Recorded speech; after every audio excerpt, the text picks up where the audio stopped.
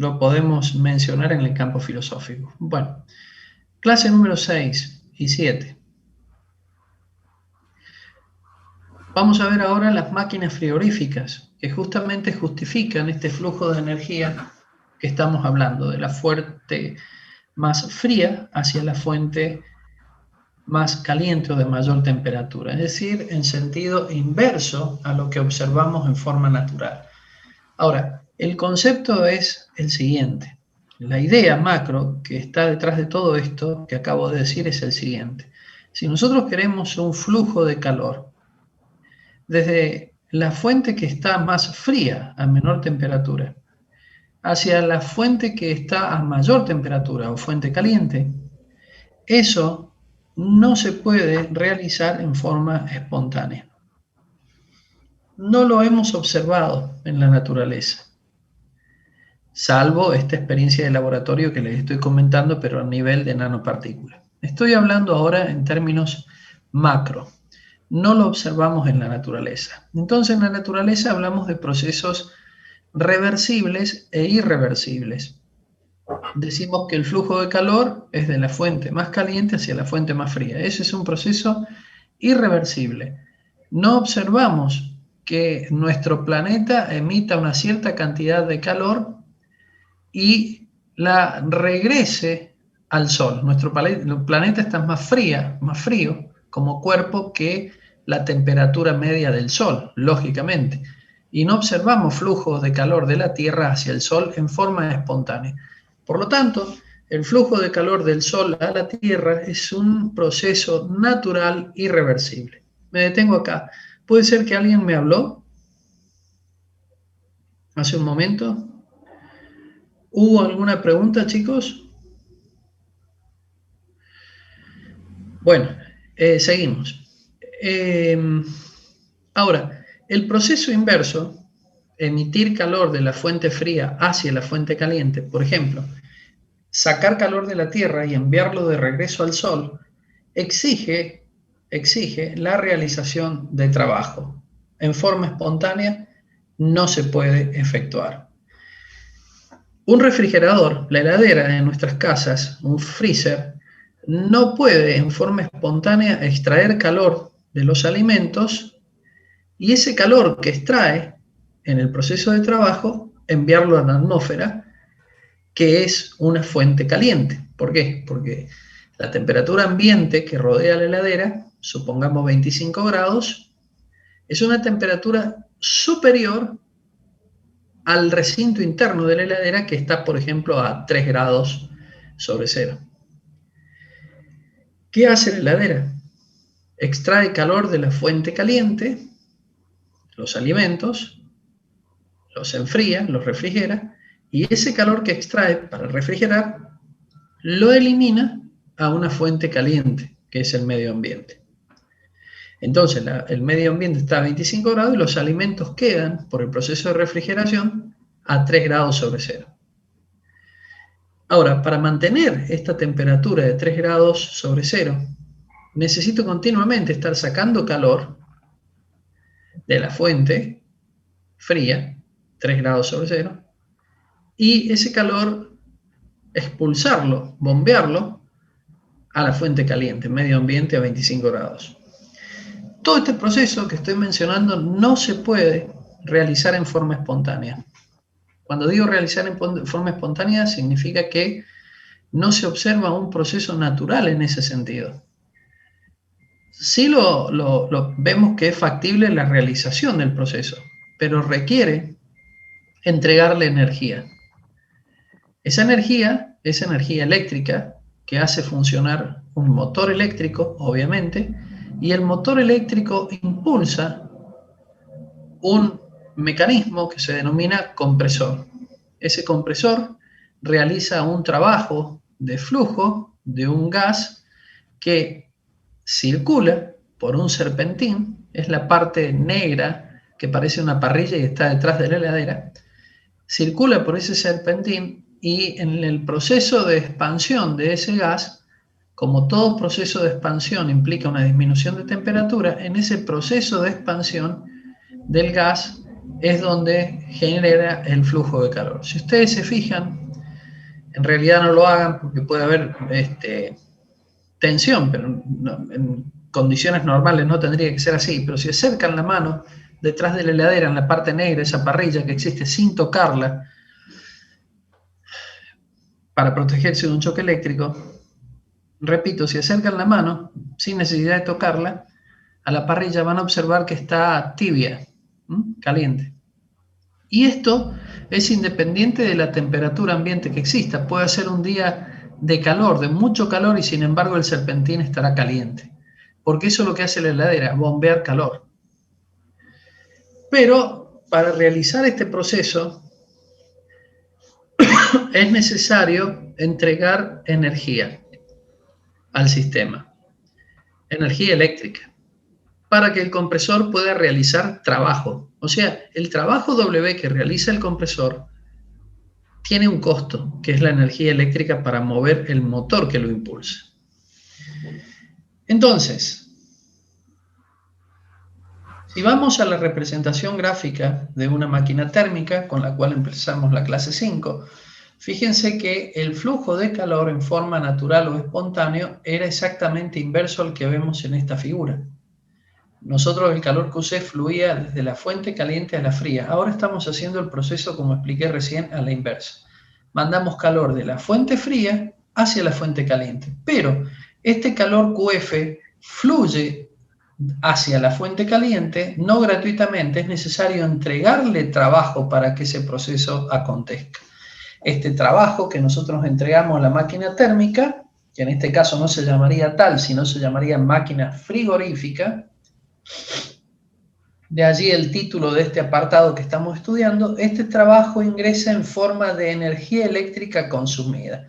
Es decir, nosotros tenemos que pagarle a EPEC la energía eléctrica que necesitamos para generar con el motor eléctrico el trabajo W, trabajo mecánico W, que impulsa el compresor de la heladera o del freezer que realizará este proceso. Proceso contrario a la realidad termodinámica, donde el flujo de calor, como dije, es a la inversa. Entonces, en este tipo de máquinas frigoríficas, porque el flujo de calor es a la inversa, nosotros vamos a definir una eficiencia, un rendimiento, que se denomina eficiencia de la máquina frigorífica, o COP, coeficiente de performance de la máquina frigorífica.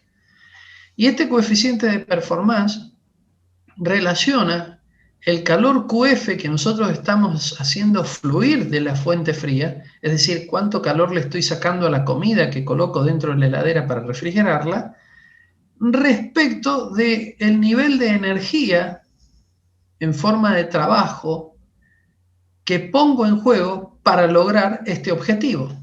Una vez más, el coeficiente de performance relaciona lo que estoy obteniendo, el flujo de calor que estoy sacando de la fuente fría, de la comida que voy a refrigerar, respecto de lo que tengo que gastar para lograr ese proceso.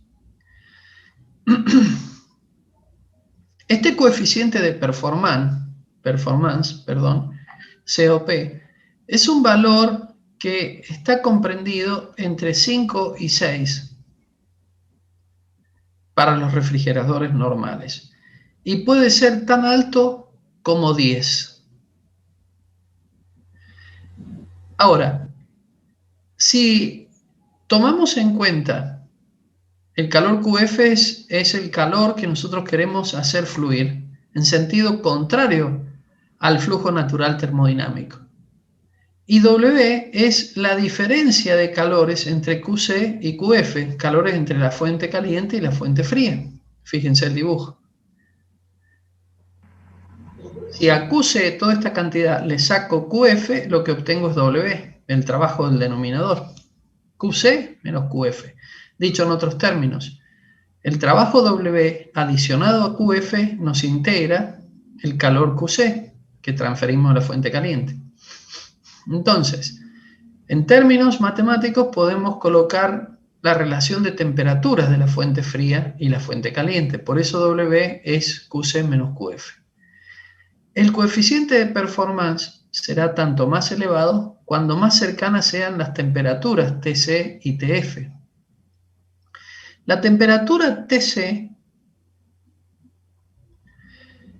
y la temperatura TF pueden estar tan cercas de modo que el coeficiente de performance sea lo más alto posible. Pero tiene un límite estas cercanías de temperatura. Y el límite está dado en que la realidad práctica, la factibilidad práctica de construir el refrigerador nos puede llevar a un coeficiente de performance cercano a 10. ¿Ven? El coeficiente de performance no supera 10. Ahora, en forma teórica, si yo acerco TC y TF tanto como quiera, este denominador tiende a cero y el coeficiente de performance tiende a infinito. La idea que tenemos que rescatar de lo que estoy diciendo es que tenemos que trabajar con temperaturas TC y TF lo más cercanas una de la otra dentro de la realidad práctica de construir una máquina frigorífica bajo esas condiciones. Profe, Ahora, sí. ahí cuando dice que la temperatura de los depósitos tiende a cero, el coeficiente tiende a infinito, ¿no? Ah, listo, gracias. Quedó mal dibujado allí. Eso es infinito. Tiende a infinito. Ahora, en la práctica, como dice este párrafo, la baja temperatura del serpentín y la alta temperatura del compresor. O sea, la temperatura TC, regla mnemotécnica, es la temperatura del compresor. Y la fuente fría sería la temperatura del serpentín, que es la parrilla esa que está detrás de la heladera que yo le digo a ustedes acercan la mano. Si son muy cercanas, esto hace que el coeficiente de performance aumente mucho, pero igual siguen teniendo diferencia y no supera el valor de 10. Entonces, este párrafo, bueno, expresa lo que ya hemos dicho, la máquina toma calor del ambiente, el ambiente es donde está el alimento que vamos a refrigerar. Sí. ¿Podrían repetir qué sería TF? Porque TC es la temperatura del compresor y TF. La del serpentín. El serpentín es la parrilla, por ejemplo, en la heladera que tenés en tu casa, el serpentín es la parrilla esa negra que está en la parte posterior de la heladera y que se extiende a lo largo de prácticamente toda su altura. Eso es el serpentín. Y el compresor en la heladera de tu casa está colocada en la parte inferior de la heladera. La heladera tiene una especie de garrafa de gas, no tiene que tener pérdidas porque si no, no refrigera. Y allí está el recipiente que contiene este gas que va a trabajar en el serpentín. Un motor eléctrico que va a hacer mover un compresor. El compresor es el elemento que media que existe entre el depósito de gas y el motor eléctrico. El compresor es justamente el sistema que produce la circulación del gas por el serpentín. El gas va y viene en un proceso termodinámico donde se producen expansiones de ese gas. Las expansiones de ese gas generan justamente una disminución de temperatura que es la que produce realmente el proceso de refrigeración.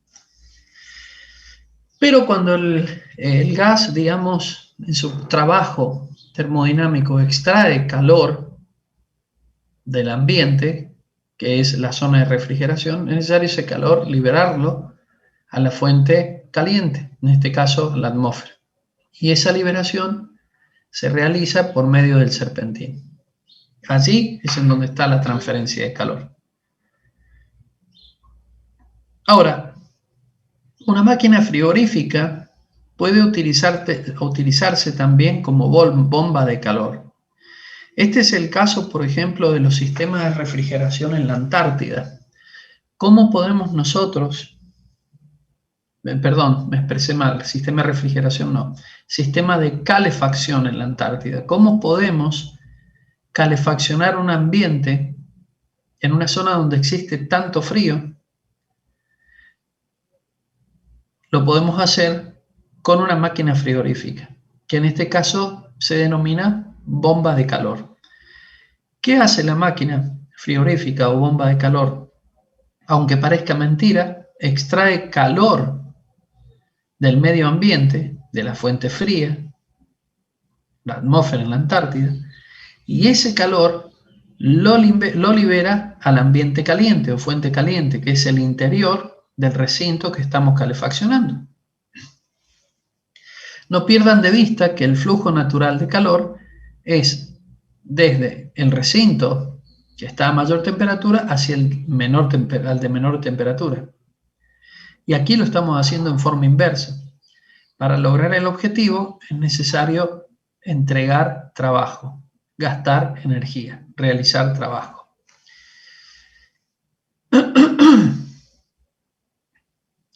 Entonces, si la temperatura exterior, acá pongo un ejemplo, es de 4 grados bajo cero, el coeficiente de performance está alrededor de 4. Esto significa que nosotros podemos entregar un calor que sea 4 veces la energía gastada y transformar ese calor como un paquete de energía destinado a la calefacción.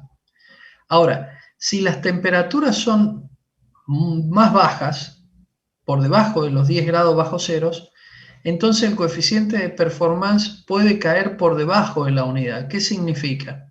Tenemos una bomba de calor que en realidad hay que aportarle mucha energía y poco calor es el que libera. Bueno, las condiciones de trabajo y de funcionamiento son realmente extremas, pero es la única forma de poder generar la calefacción en un ambiente tan hostil.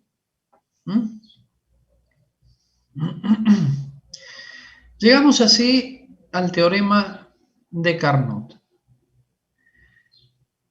El teorema de Carnot básicamente implica dos definiciones conceptuales y es una consecuencia de la segunda ley de termodinámica.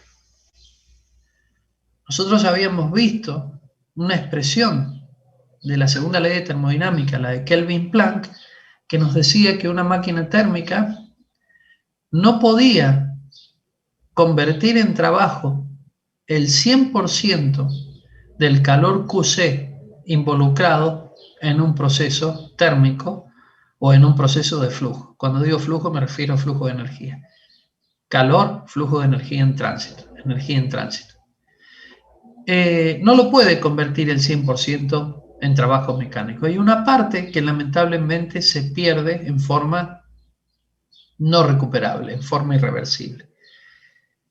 Bien, entonces como consecuencia de lo que habíamos visto en la clase número 5, fíjense el apartado A dice, ninguna máquina puede tener más eficiencia que la máquina de Carnot, que opera entre las mismas dos temperaturas.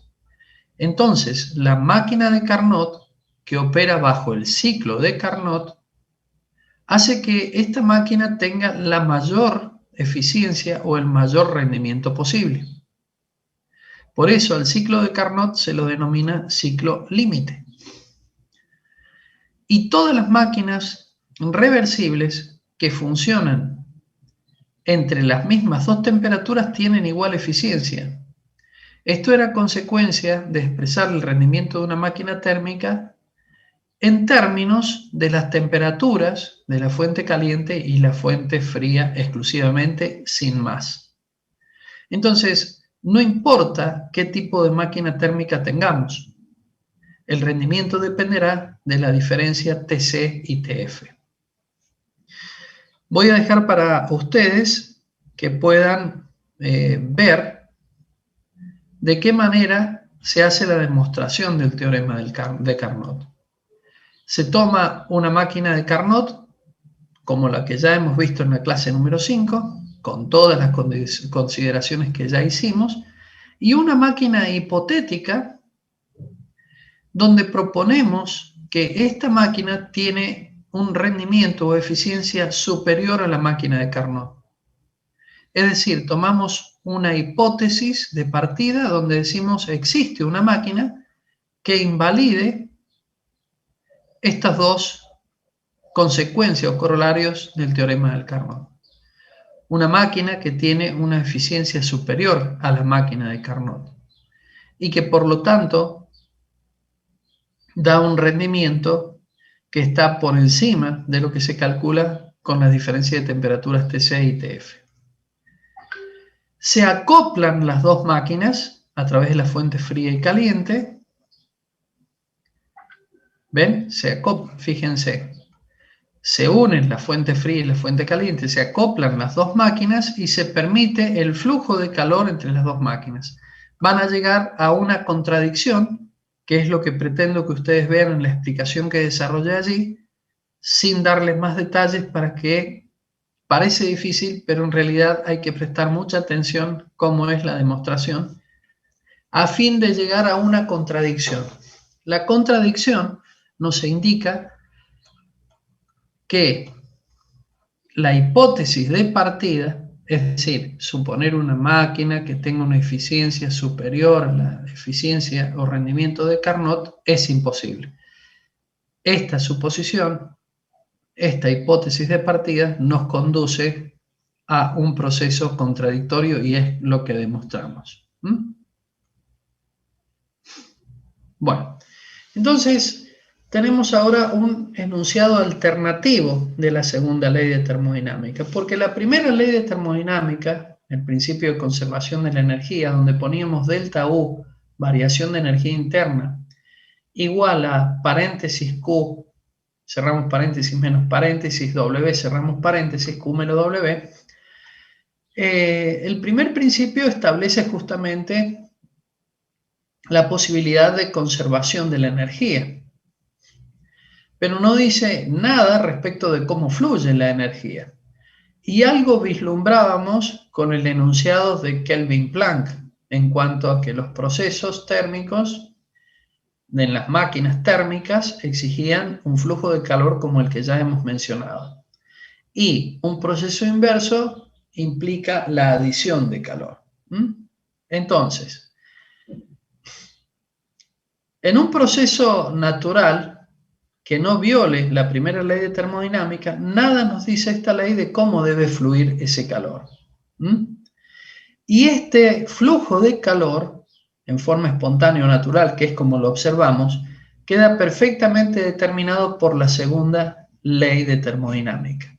Esa segunda ley de termodinámica, entonces, viene a acoplarse, a sumarse, a completar el principio de conservación de la energía presente en el primer principio, dándonos una orientación respecto del sentido de los procesos. Es decir, el flujo de energía, ¿cómo se realizará? Más allá que se realice en forma conservativa, ¿cómo se debe realizar? Entonces encontramos un enunciado alternativo de la segunda ley. Yo les decía en la clase 5 que hay varias formas de enunciar la segunda ley de termodinámica. Por ejemplo, una forma alternativa a la de Kelvin-Planck sería decir que una máquina térmica no puede tener una eficiencia superior a la eficiencia de la máquina térmica ideal de Carnot. Esa sería una forma. Y por ende tampoco puede tener un rendimiento del 100%. Ahora, el enunciado de Clausius nos dice que la energía, y allí establece el sentido de circulación de esta, no fluye en forma espontánea. Esto es importante, en forma espontánea, porque la máquina frigorífica sí viola esto. No fluye en forma espontánea desde un depósito frío hacia un depósito caliente. Para que la energía fluya de esta manera, es decir, del depósito caliente al frío, a la inversa, debe realizarse trabajo. Por eso la palabra espontánea.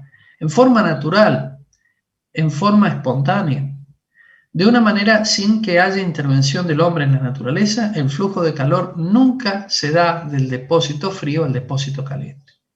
Si el hombre interviene en la naturaleza, aportando trabajo, sí puede realizar el flujo a la inversa, pero el aporte de trabajo implica un consumo de energía. Bueno, este ejemplo es muy teórico, pero les va a permitir a ustedes tomar en cuenta lo que decimos respecto de los rendimientos. Aquí el rendimiento calculado es el del proceso en sí, en función de los calores puestos en juego. Cuando digo calores puestos en juego me refiero a las energías en tránsito en un proceso de fusión y solidificación como el propuesto en el ejemplo. Ahora, estos procesos están asociados a temperaturas propiamente dichas. Temperaturas tanto de la fuente caliente como de la fuente fría. Y estas dos temperaturas, TF y TC, nos permiten calcular a nosotros el rendimiento de una máquina térmica en el ciclo límite de Carnot. Un rendimiento que está cercano al 75%, cuando tenemos en cuenta las temperaturas. Pero noten que el rendimiento del proceso real, cuando tomamos en cuenta la cantidad de energía necesaria para garantizar el proceso que se propone en el ejemplo, es menor. Lógico, el proceso real tiene una eficiencia que está por debajo del proceso ideal de una máquina térmica definida por el ciclo de Carnot o ciclo límite. Damos un paso más y hablamos un poquito de lo que es la entropía, que ya la hemos mencionado en la clase 5, adelantándonos a lo que hoy estamos abordando en estas clases. Entonces, la segunda ley, como la venimos enfocando, nos plantea la imposibilidad de un flujo espontáneo de calor. Ahora, necesitamos encontrar una formulación matemática. Necesitamos encontrar una expresión matemática para la segunda ley, una relación cuantitativa, una expresión matemática que vincule variables macroscópicas, es decir, cantidades, magnitudes físicas que nosotros podamos de alguna manera medir y que asociemos esas cantidades a este concepto de entropía que vamos a ver ahora. La entropía la podemos entender como el nivel de desorden que tiene un sistema. Desorden o aleatoriedad de un sistema. Entonces, la entropía se define como el nivel de desorden o aleatoriedad de un sistema.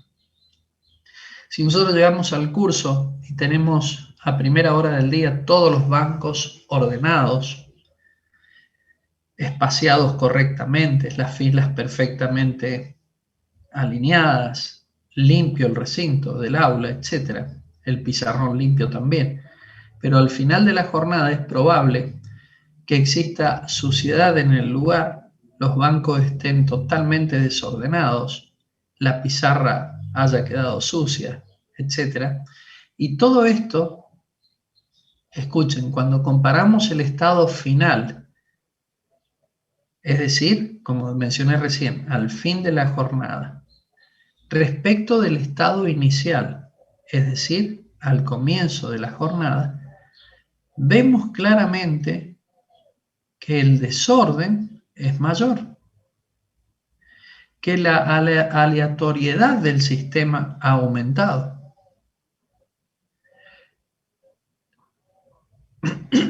Este ejemplo es válido en Occidente, porque si quisiera tomar este ejemplo para transmitir el concepto de entropía en Japón, no lo entenderían, porque en Japón acontece exactamente lo contrario.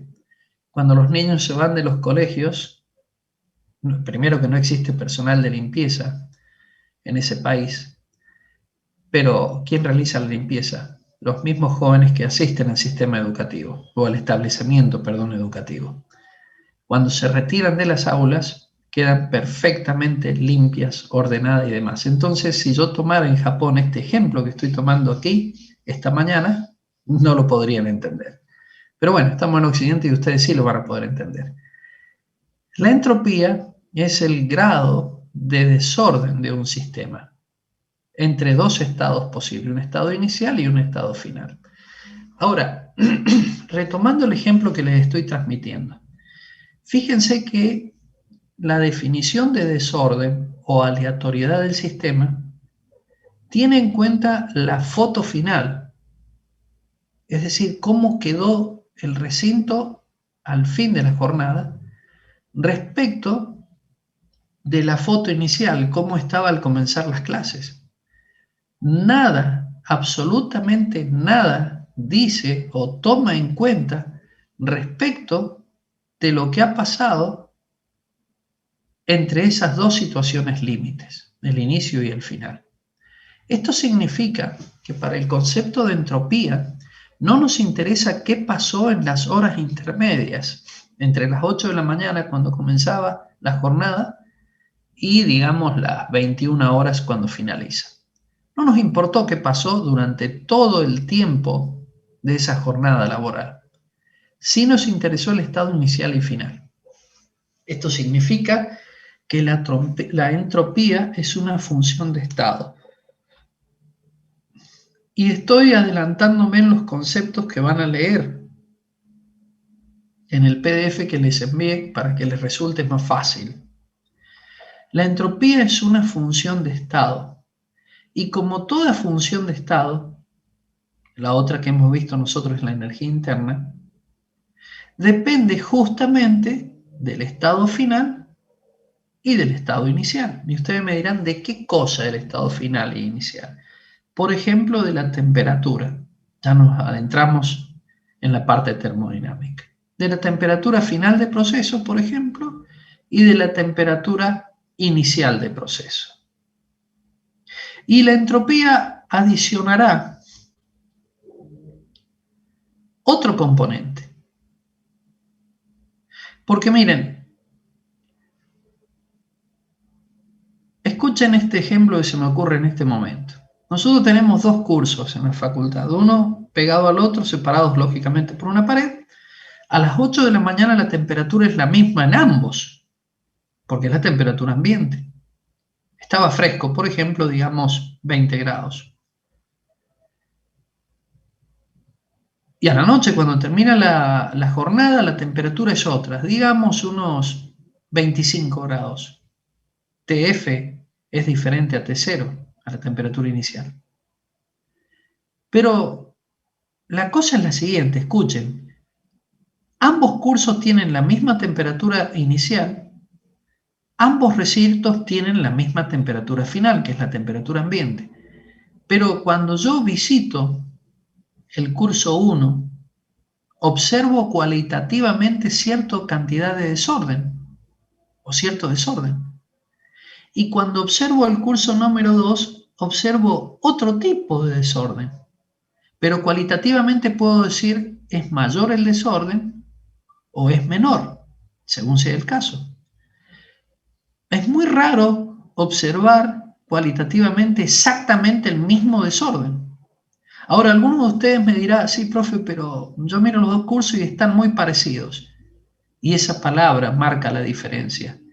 Bien dijiste, están parecidos, pero no son idénticos. La aleatoriedad de un sistema, de uno de los cursos, es diferente a la aleatoriedad del otro. Ahora, ¿qué hizo la diferencia?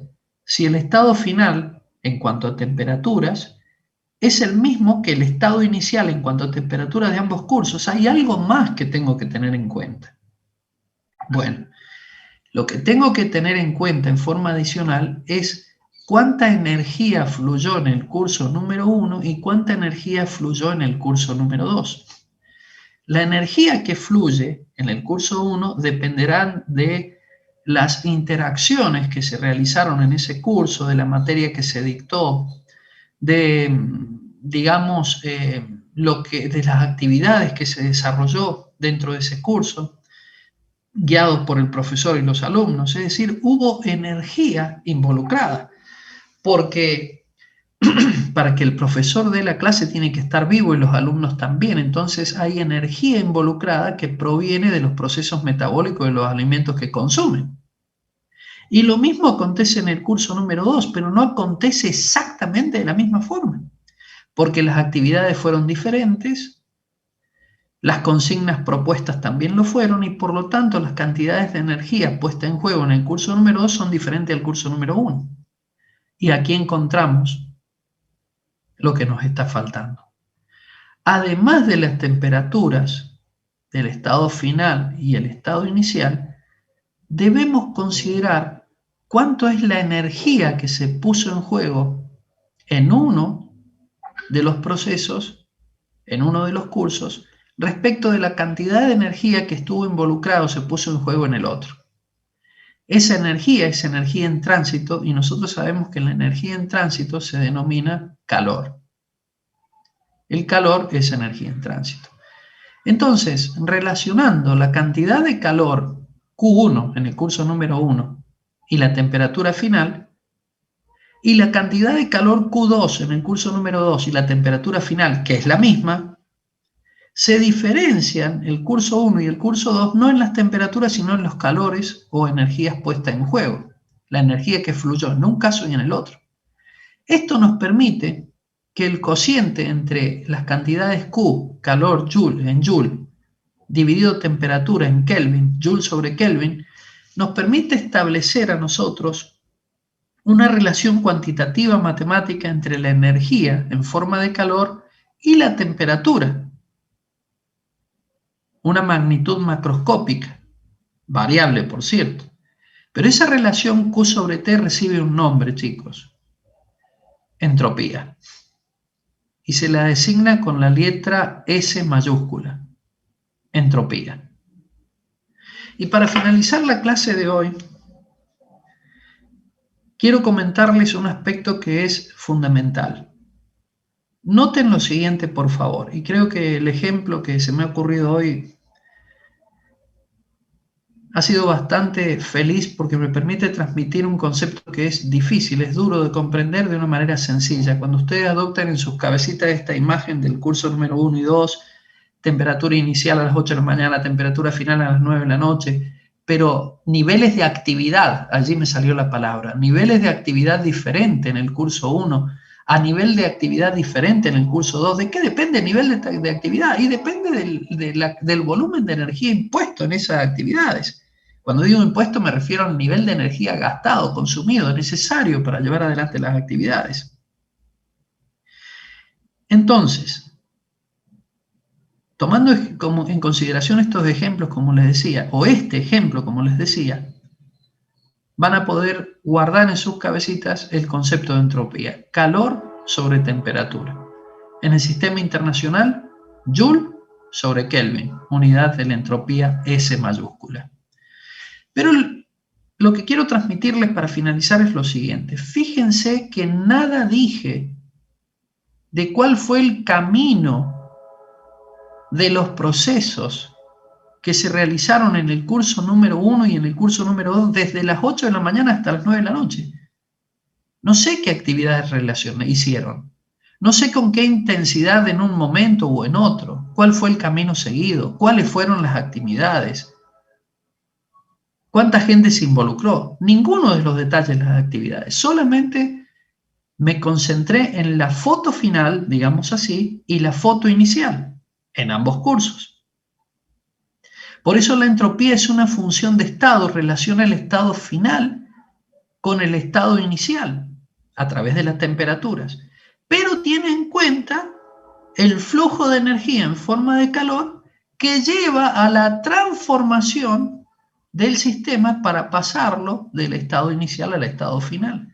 Y esto me recuerda a lo que yo les vengo diciendo desde el principio de clase. ¿Qué es la energía? O bueno, no sé si lo dije en este curso, pero lo menciono ahora. ¿Qué es la energía? Y los libros dicen la capacidad que tiene un cuerpo o sistema de cuerpo de producir trabajo, y eso no me dice nada. Yo entiendo la energía, como nos enseñan los físicos teóricos del Instituto de Física Teórica en España, como aquel ente que permite la actualización. Si hay energía involucrada, esa energía va a producir la actualización del curso 1 y 2 desde el estado inicial a las 8 de la mañana a una actualización diferente a las 9 de la noche. Entonces yo tengo que sacar dos fotos, a las 8 de la mañana y a las 9 de la noche, mirarlas las dos. ¿Están idénticos? Sí. Bueno, no hubo ningún proceso, no hubo flujo de energía, no pasó nada. No se utilizaron los cursos. Pero si las fotos son diferentes, significa que se utilizaron, hubo energía en tránsito en forma de calor y como tal se generó un proceso de actualización. Eso es la energía. Ahora, para finalizar, ahora sí, no voy a leer nada de lo que está aquí porque palabras más, palabras menos es lo que estoy explicando. Aquí al fin, a ver, estoy en la página, bueno, no tiene número de página esto, pero hablo de lo que es la energía mecánica y la energía interna y la aleatoriedad de un sistema. Y fíjense qué interesante, hablo aquí de la energía cinética macroscópica, por ejemplo, una energía cinética que tiene un auto cuando se desplaza a determinada velocidad. El auto intrínsecamente posee una masa y por el cuadrado de la velocidad sobre 2 nos dará la energía cinética. Esa es una energía macroscópica, pero tiene en cuenta también la energía interna microscópica de las moléculas o átomos que constituyen el mecanismo. Lean lo que puse aquí, que es bastante interesante asociado con esto que estamos viendo en la entropía. Esta hojita lamentablemente quedó repetida, perdón. ¿Y por qué los procesos son irreversibles? Porque en todo proceso no se puede controlar el movimiento individual de las moléculas. No puede convertirse todo ese movimiento aleatorio otra vez en movimiento organizado. Es decir, cuando fluye calor de una fuente a otra, esa energía en tránsito produce la actualización del sistema. Pero no podemos hacer que el sistema reintegre todo ese calor, que fue el que lo actualizó, lo devuelva en sentido inverso y como consecuencia reconstituya el orden original. No podemos hacerlo en forma espontánea, no se puede. Se debe realizar trabajo otra vez, consumo de energía, para que el personal de maestranza venga y acomode el curso de nuevo a las condiciones iniciales para comenzar la nueva jornada al otro día. Porque ustedes me dirán, bueno, pero el otro día el curso está ordenado. Sí, perfecto, pero alguien lo ordenó, se gastó energía. En forma espontánea no aconteció el orden del curso. Ojalá fuera así, pero no sucede. Entonces la entropía es una medida cuantitativa, porque ahora estamos relacionando, fíjense, calor y temperatura, del desorden. Medida cuantitativa del desorden. 5 minutitos nada más. Ahora, nosotros estamos hablando de procesos reversibles, pero aquí viene lo que sería un punto fuerte a favor de este concepto. Como la entropía es una función de estado y no nos interesa qué pasó en el medio, qué actividades se desarrollaron en estos cursos hipotéticos que estoy utilizando, a mí no me interesa si el proceso es reversible o irreversible, porque estoy concentrado en la foto final y la foto inicial, función de estado, sin importarme lo que pasó en el medio en cuanto a proceso. Esto es muy poderoso, esta idea, porque nosotros podemos, escuchen, estudiar un proceso irreversible como si fuera reversible, analizando el nivel o estado entrópico final respecto del nivel o estado entrópico inicial, estado final e inicial, porque no me importa lo que pasó al medio. Entonces, como no me importa lo que pasó al medio, yo puedo idealizar un proceso reversible, estudiar un proceso reversible que me conduzca a los dos mismos estados, inicial y final. Total, la entropía es una función de estado. Yo estoy concentrado en lo final y lo inicial, nada más. Al medio no me importa. Como no me importa el camino, lo puedo suponer, y aquí está la tremenda ventaja, lo puedo suponer como reversible. Y ustedes me dirán, sí, profe, pero los procesos en la naturaleza son irreversibles. Sí, correcto. Pero acordate que el concepto de entropía solo involucra conocer el estado final y conocer el estado inicial. Por lo tanto, si vos conseguís un modelo que implique un proceso reversible, pero cuya condición te lleve al mismo estado final e inicial que el proceso real, ese modelo te puede arrojar muchísima información que hace a la descripción del proceso real e irreversible. Entonces, como la energía interna también es una función de estado que solo depende de la temperatura. Y si el estado final e inicial es el mismo, entonces la energía interna es constante, no ha cambiado. Por la primera ley podemos nosotros establecer que la cantidad de calor es igual al trabajo por la primera ley. Ahora, ¿por qué pongo U constante? Porque hacer el proceso reversible, yo parto de un estado, hago todo un ciclo y regreso al mismo estado. Ese es el concepto de proceso reversible. Ahora, el trabajo sabemos que es P por diferencial de B, y ya estoy a 2 minutos de terminar. Y fíjense que yo les digo, todos los años tomo la ecuación general de estado porque es muy importante. Acá la volvemos a ver a la ecuación general de estado. Ecuación general de estado que se apoya en dos piedras angulares, la ley de Charles-Gay-Lussac y la ley de Boyle-Mariotte. Algunos han reprobado exámenes finales porque no le dan bolilla a la ecuación general de estado y uno le pregunta cuál es la ley de Boyle-Mariotte y Charles-Gay-Lussac y no la conocen. Pero es tan importante que atraviesa toda la parte de termodinámica. Entonces, reemplazando la presión a partir de la segunda ley, de la ecuación general de estado, que involucra temperatura y volumen, es decir, que la ecuación general de estado involucra las tres variables termodinámicas o coordenadas termodinámicas, presión, temperatura y volumen, llegamos a la expresión que estoy señalando con el cursor. Si reordenamos